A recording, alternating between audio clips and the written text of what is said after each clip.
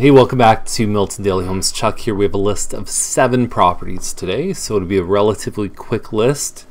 Up in the Extras tab, about a week and a half ago, Colin Best and I came up with a concept for a video, which is if you have an older home on a big lot, there's a lot of people that are ripping them down, but does it make sense to do that? So your 3 options is renovate the home, add on to it if you need more space, or rip the thing down and start over. So we talked about some of the things that we thought you should know, and it's just over there in the Extras tab. So enjoy that, and let's get started with today's episode. So first one up is Unit 301 at 1360 Main. This complex of 4 buildings is called Bristol on Main, and it's a Windsor model. It's just over 1,000 square feet.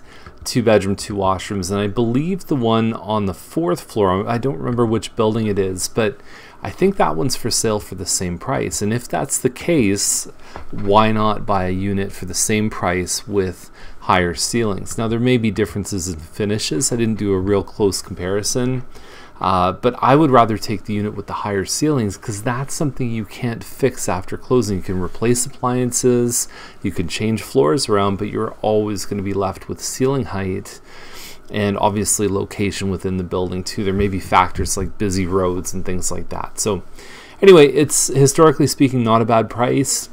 I would always vote for ceilings. Now we have a 2-bedroom, it's supposed to be bedrooms, unit here at Costigan. This is called the Ambassador Building, $400,000. It's a little bit bigger than the previous one. It's got 9-foot ceilings. I think it's a better building, but they're asking a whole lot. They're asking $50,000 more. And here's the thing.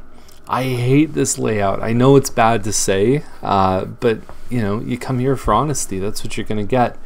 This area here, the condo, wonderful layout. You walk in, there's a nice big entrance. The bedrooms are great size. The closets are a nice size. This island feels really far away from the kitchen here, and then you've got this tiny family room, and then you've got all your mechanicals here. Lots of windows, that's nice, nothing wrong with that. But this space here, how do you fit your furniture? You can't put a couch against this island because then you're going to put a TV against here. The TV can only go there, which means your couch can only go here, and that wall, I don't know how big it is, but it's probably like 6-7 feet. It's not very big. It's a nightmare to arrange furniture in this space, and we've seen quite a lot of them up for sale because I think people bought from the plans and then went in and said, hold on a sec, this isn't what I expected, and put them on the market. It's just a real awkward space right here, and the total square footage is okay. It's just the way things are positioned and oriented. Anyway, so see, even from the pictures it looks okay. I would have swapped that out and done a stainless steel. I just think it looks better to match that stuff. And there you are. You're facing the other side of the building, faces the green space, which is a little bit better for me, but you're high enough in this building, your top floor, where you're looking over the houses and it still feels relatively private. And there you go, nice sized rooms like we said. The shower, all the finishes look good. I'd be surprised if they got 400. Now, quick note on Munch Place 515, 2150 square feet. We talk about this often in daily homes. Your first and second floor square footage is worth at least double to triple what your basement square footage is. So when they add that stuff together, oftentimes it creates a little bit of dissonance there where it's like, you know, you're almost upselling the value of the basement to try and you know, make the home appear more valuable. And it's not, I mean, this is the way the builder sold this, so I don't think it's completely the owner's fault in how they market them. These homes have just always kind of grouped together that square footage, and I don't think it's fair for a buyer to do that. Next one up, pick of the day, Miltonbrook Crescent, 569.9, about an 1,800 square foot semi without a finished basement. Okay, so it's a pick of the day for quality, not necessarily for, you know, you could find an 1,800 square foot semi for around 500, but it's not going to look like this, and it's not going to have the deeper lot too. So you're really paying for quality here, but I think that there is a buyer for something like this. you know, the stone fireplace and you know, the open concept kitchen, the pot lights. I mean, they really did a good job with this home. There's 4 bedrooms upstairs, and yeah, I think they're going to do well here. That's the big value feature, is having that lot.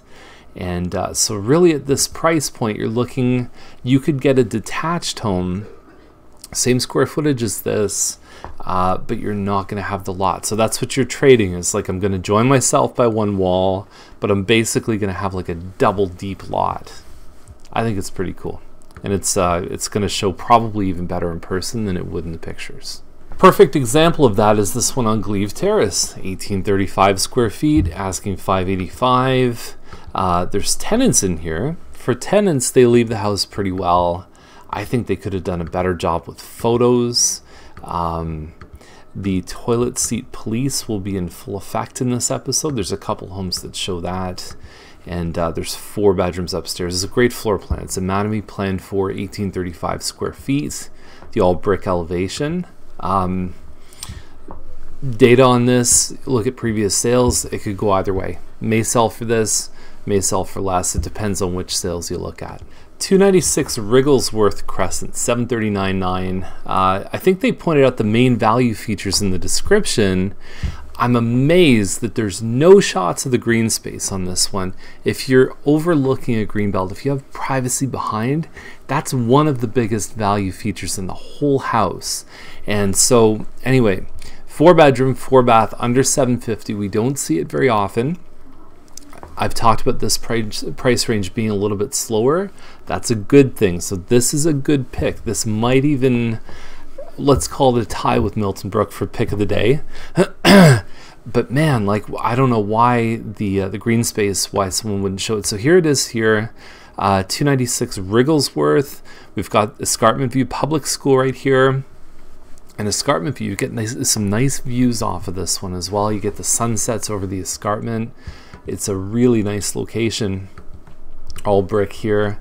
You've got a decent sized lot, especially for this neighborhood. Hardwood floors, toilet seat, you saw it here first. The kitchen's not huge, but you can work with it.